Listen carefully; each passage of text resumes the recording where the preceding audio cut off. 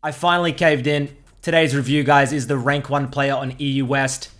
It is, of course, Ap0calypse. For those of you who don't know who he is a very, I'd say, infamous League player. He's been notorious for his toxicity and strange behavior. But as of right now, he's rank 1 on EU West, and it's probably going to end the season rank 1. And the best bit is he's been playing solo. A lot of these higher ranked players and these players I do reviews on, they do abuse duo quite a lot. Now, this man on this account has not duoed once. He is absolutely tearing it up playing Janna only. He plays a very strange Janna playstyle, super aggressive. And today, guys, if you're looking to get your e-girl on, looking to utilize this enchanter support meta, let's get straight into it, break it down, see how you guys can abuse this. Maybe if you're a mid lane and you're auto-filled to the support role, you can utilize this to really jump up some divisions. It's very simple. Let's jump straight into it. Also, if you like my content, guys, make sure to subscribe to the channel. It helps me out a lot. I think like 80% of my viewers aren't subscribed, something insane like that, and don't have notifications on. So if you like my content, feel free. Also, if you have any legitimate questions, just leave a comment on the video and ask me. Just at me, say Midbeast, blah, blah, blah, blah, blah. I know a lot of my comments are memes, but sometimes people have legitimate questions and I like to get back to people and I guess just talk with all you boys. Jumping straight into the review now and the laning phase. Janna and Ashe versus Jhin and Thresh. You can see for the runes, we have Summon Airy, Mana Flow Band, Absolute Focus and Gathering Storm. Some scaling AP, of course. This Janna, he likes to get the Dark Seal, the Medjais, stack it up. Secondaries, guys, make sure to go the Relentless Hunter. Makes you zip around the map. It's all about movement speed on Janna. You'll see why in a little bit. This man knows how to utilize the passive, utilize how fast the champion can move around the map. He plays it more like a roaming Alistar or Blitzcrank than a support enchanter. As you can see, heavy trades in the early game. Make sure not to get baited in. If you have a bad AD carry or you have a weak level 1, play slow, play passive, get your trades off. But a lot of the time I see lower elo support players, guys. Your Silver 3 Draven says, I'm gonna go in. He goes in, takes a terrible trade, he dies, you die, game's over, unrecoverable. Use your own brain. Use your own brain. Play around them, but don't fully commit on things that they're doing. Make your own decisions. You can see he gets a little bit of a trade-off on the Thresh. He starts W, looking to get an auto, W, auto, get a lot of harass off. Then he goes Q, starts to try and get these long-range Qs from the back of the lane. Go outside of vision, get a fully stacked Q and run it through the lane. A lot of the time you can use it to zone off of like cannon minions. If there's a cannon minion coming up, you can start the Q off. He flashes away from the Thresh. The Q comes through, lands max range Q onto the Jhin. As they pick up first blood, grabs a kill over onto the Thresh. And they're going to look to try and get the Jhin. Starts up a Q, going underneath the tower now. Stops the base. W auto, thank you very much. Second kill of the game. Perfect early game by the Janna. And you may say, what the hell? Why'd you pick this? He's dominating early game. Bruh, he dominates every early game. He plays Janna. He's the king. He's the absolute king. Huge gold advantage in the bot lane now.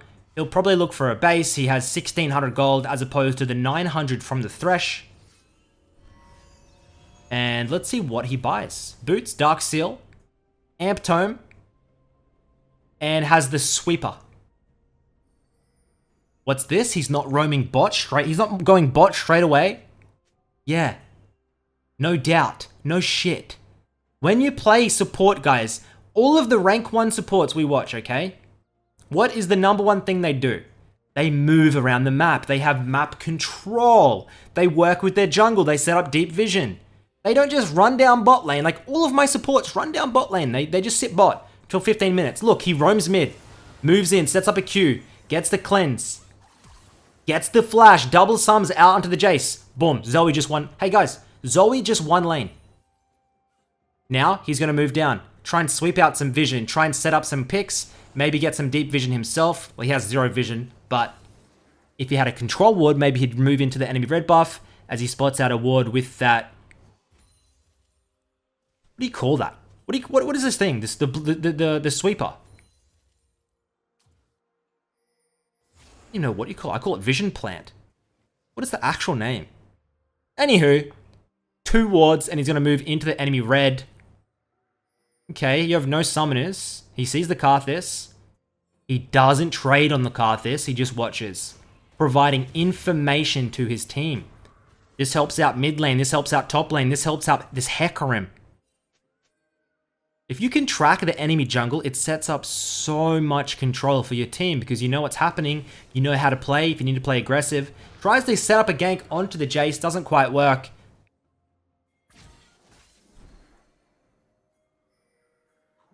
Look how far he moves so fast, guys. He only has tier 1 boots. Looking like he's going to try and set up the dragon. Karthus here, overextended. Kill over to the Ashe. Janna gets another assist. And that should mean a free dragon for the Hecarim. Going to clear out some more wards.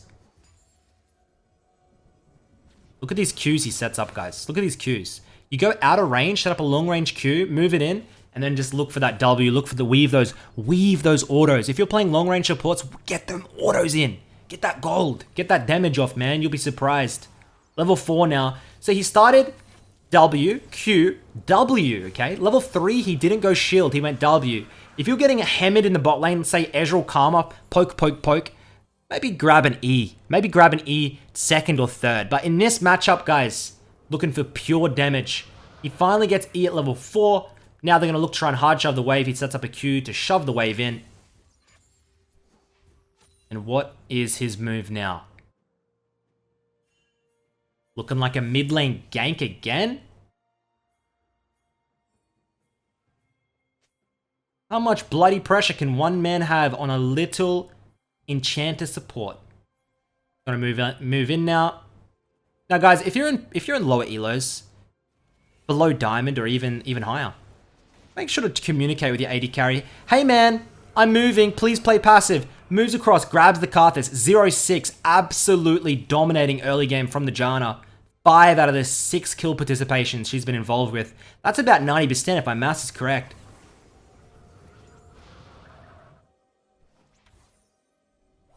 Now, he's sitting on 1,000 gold with a bounty on his head. Fiendish Codex, Lucidity Boots, looking for that cooldown reduction. He is at 20%. He has 3 stacks of his Relentless Hunter already. And look how fast this man is movement. What is his movement speed? 454? Are you kidding me? Look at this. This is just disgusting.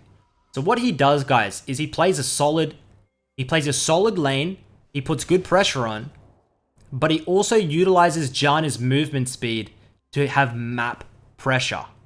Very important. Don't sit bot. Now, when I get a Janna or a Soraka, and I mean no offense to anybody that plays these champions, but they play so low testosterone behind 7 meters behind my tower, waiting for me to move up and take half my health before giving an E-shield and never using Q. I want to disconnect from the game. I want to uninstall it. I get so mad. I get so frustrating, especially after watching this guy's reviews. After watching his VODs on Janna, and I get a Janna myself or a Soraka, you can play a pressure lane with these champions. You have a very long range, you do damage, you have a huge CC setup in your queue, use it. Use it. You're not a passive champion anymore, okay guys? Ashe, level 6. Ultimate, almost up.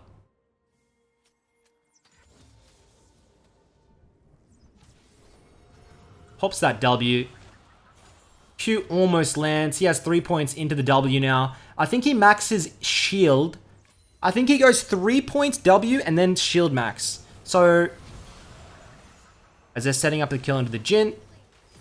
So, obviously the W gives you damage in the early game, doesn't it, guys? But past 3 points, he decides, okay, I'm transitioning into the early mid game. The shield is going to start giving me more value. So, after he's dominated the early game with the W points, he transitions into the E, more of a passive Janna, and starting to look to shield his teammates when they start to get golden items. Karthus covers bot. Level 6 now. Looking to try and trade on the Karthus. You better be careful. This Karthus tempo is really good. He's 1-3, but goddamn, he got a level lead on the well,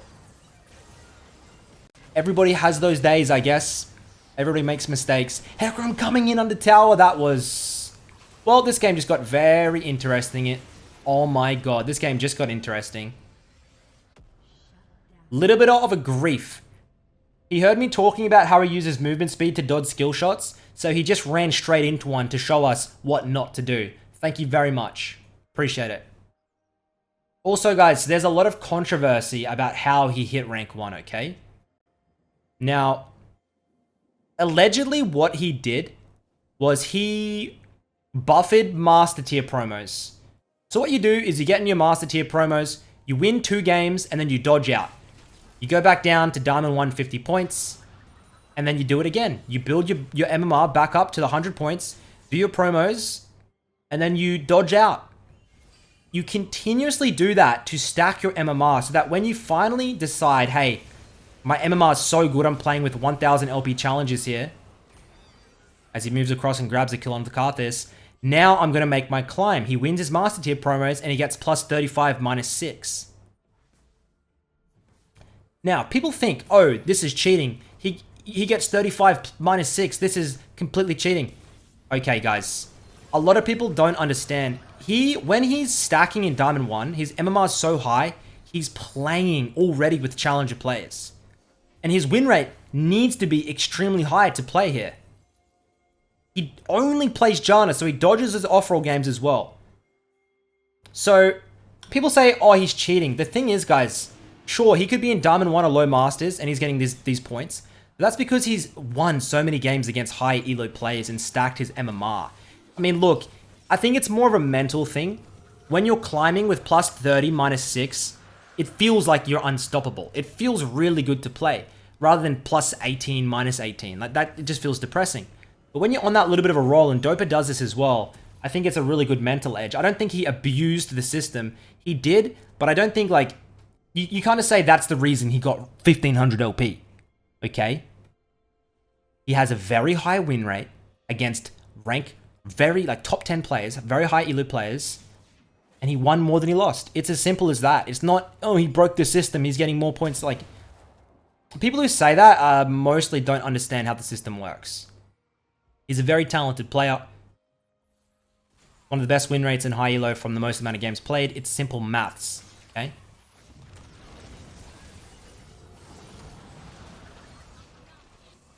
Moving down now. He has his Athenes, guys. 3 stacks onto the Dark Seal. He has here? No, he doesn't have heal. He has Flash, though. Flash out from the Ashe. So what I was trying to say, guys, is even if he didn't do the dodging and the MMR buffing, he would, if he had this same win rate, he would still be rank 1. It just would have been more depressing and more of a grind. He would have been, like, slowly making his way up instead of just going from 0 points to, like, 1,000 in a week. It just would have been a different system, okay? And you gotta realize he's playing this solo. When you're playing a Janna support, playing solo climbing, it's, you know, it is very impressive.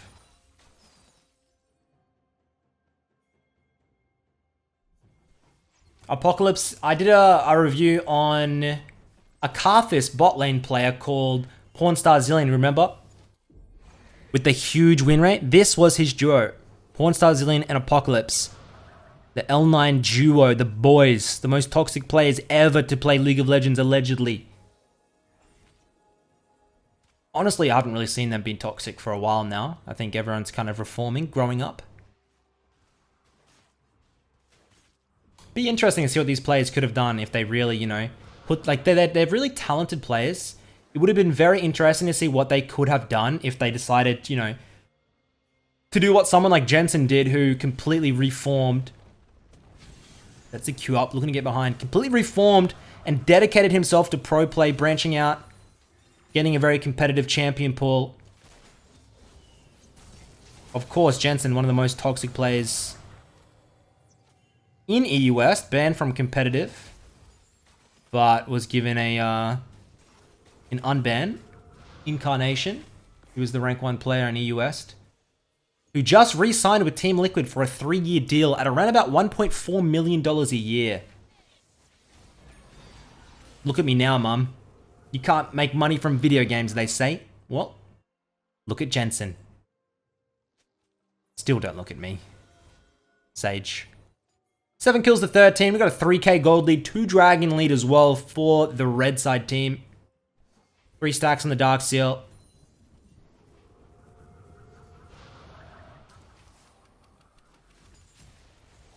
Has no sums, has no ultimate.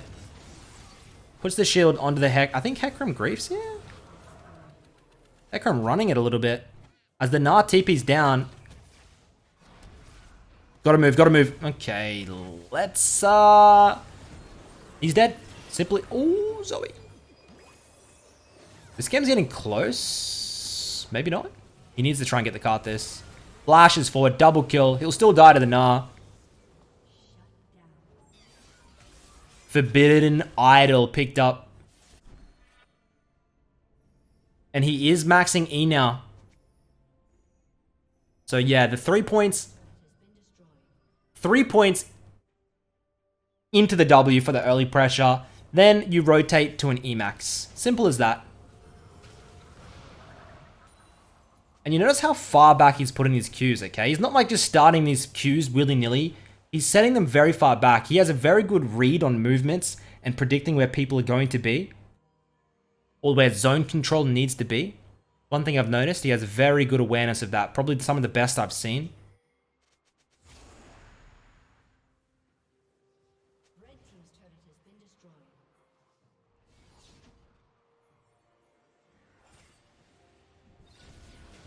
Ooh. Hecarim, is this doable? Hecarim moves over. Look how he's playing it very smart and very safe. Playing far back. Now he sets his Q up. Puts the ultimate. Is that? I think it might be the animation's a little bit bugged, but he pops that ultimate up. Dragon spawns. This is the 3rd dragon, guys. And try and get some zone control. Give some shields over. And this is going to try and set them up. Cloud Soul.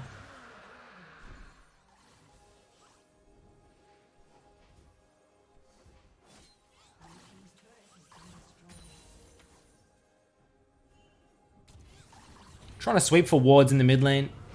In high elos, a lot of the time they'll put those wards in there. Okay, shield coming out. Just playing on the outer edges of the team fight.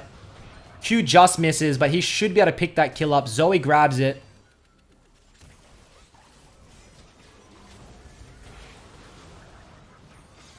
He's very involved. He's playing passive, but he's still looking to get these Qs off and getting some aggressive Ws in the front line.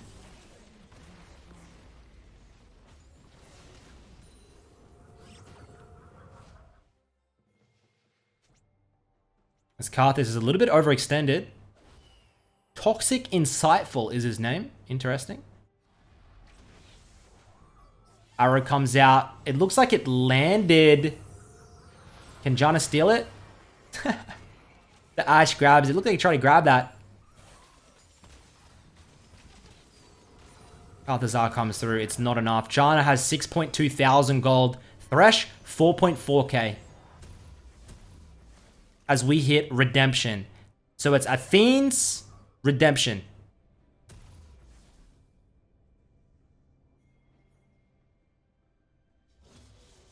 Wondering if he goes Ardent for the Ashe, or if he had like a Kog'Maw or something. I guess you could go Mikael's Crucible into things that have hard CC. Like, for example, if you're into like a Twisted Fate or a Lysandra. Probably help your AD carry out a lot. I see a lot of higher elo supports doing this. But a lot of lower elo supports don't even understand the item exists. It's an item that it removes CC, guys. So if you get like Twisted Fate golds carded, you can free your AD carry up from that hard CC, which is very game changing, especially in the mid to late. Enemy only really has a Thresh this game, so it's probably not as good.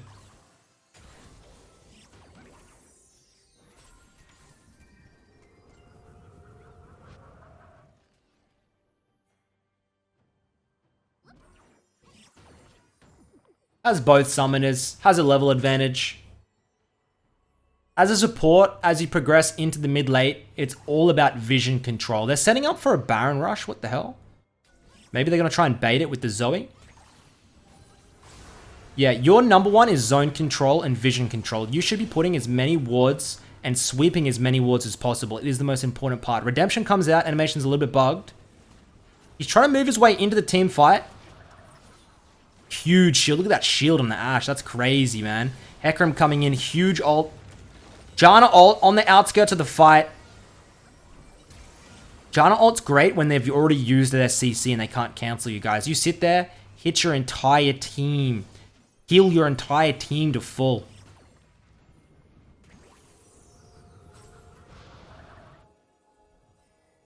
And they'd be zipping around the map. 6 stacks on the Dark Seal now. Huge. 5k gold lead almost.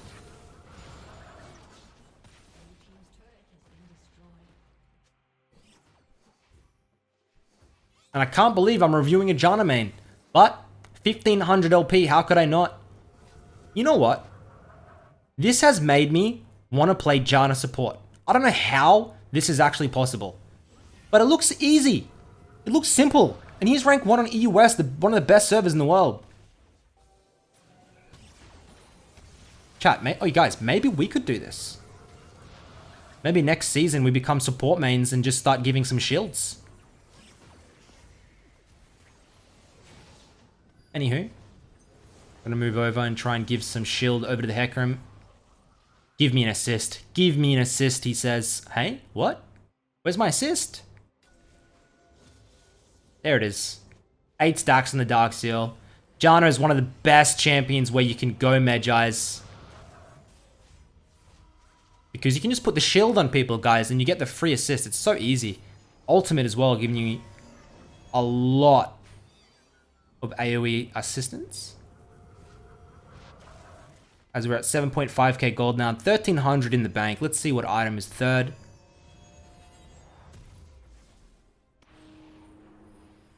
Another forbidden idol, which of course it increases your shielding power, but also, guys, elixir. This dragon fight, this soul point fight is very important. Monumental for the game. So no item can give you more value than that no item for that power spike can give you as much value. 500 gold, it's going to completely change the game. They don't get the soul, but it looks like they're going to win the fight. What is that? 3? Is it a 3 for none? And they can move across to the Nash. At the end of the day, they don't get it, but they're gonna get the Baron, and this is gonna enable them to win the game and get a siege. 10 stacks on the Dark Seal now. We're at 345 ability power. Is that right? 345 ability power. Jesus Christ, man. I don't even have that much on an AP mage in this. What the hell? I guess it's the Gathering Storm and the absolute focus, I guess. Enemy team FFs. And that's going to be game, set, match. Well, I'm going to go play Janna. I'm going to go get rank 1. I'll catch you guys later. Hope you enjoyed the video. And I'll see you all next time. Peace.